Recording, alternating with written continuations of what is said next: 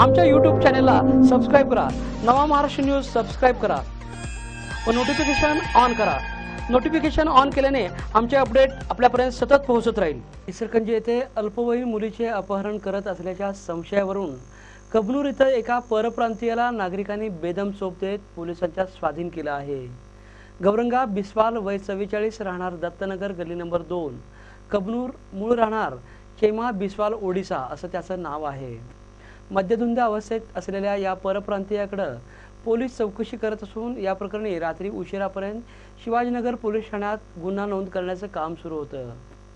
कबनूर इथं सिद्धार्थनगर परिसरात आज दुपारी गौरंगा बिस्वाल हा अल्पवयीन मुलीस रिक्षातून जबरदस्तीने घेऊन जात होता।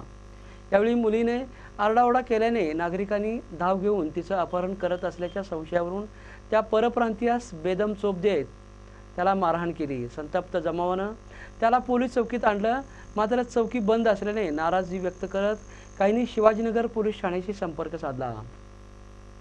पोलिसांनी त्याला ताब्यात घेतलं, मात्र तो मद्यधुंद अवस्थेत असल्याने त्याच्याकडून नेमकी माहिती मिळत नसल्याने रात्री उशिरापर्यंत त्याच्याकडे चौकशी सुरू होती। आप तेरे को समझेगा उधर